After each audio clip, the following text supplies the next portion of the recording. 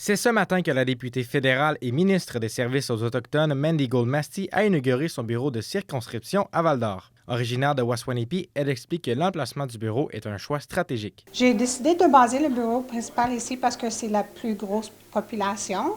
Il y a beaucoup de demandes de services aussi dans les dossiers comme immigration, etc.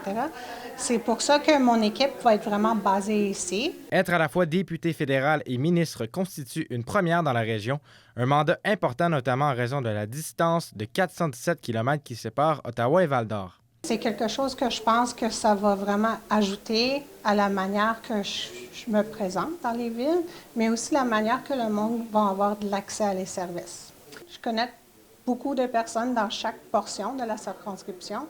Je travaille très proche avec les leaders. Tu sais, j'ai déjà parlé avec Peter Atami de Nunavik plusieurs fois. Je connais le grand chef qui est là maintenant.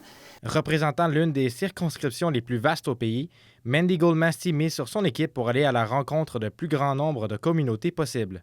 On va aussi créer un nouveau modèle de bureau. Ça va être un bureau mobile qui va se déplacer dans les villes de la circonscription, dans le nord, dans les communautés écrites, pour parler de les services qu'on offre au niveau fédéral.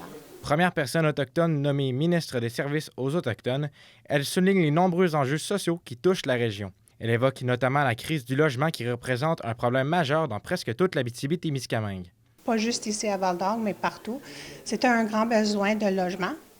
Puis c'est un de les dossiers que j'ai déjà commencé. J'ai pris des réunions, j'ai parlé avec le ministre de Logement, M. Greger, pour lui parler de la région, puis c'est quoi les besoins spécifiques de la région. Malgré que la date de la prochaine visite de Mme Goldmasty reste indéterminée, le bureau de Val-d'Or devient ainsi un point de contact permanent entre la députée fédérale et les citoyens de la région.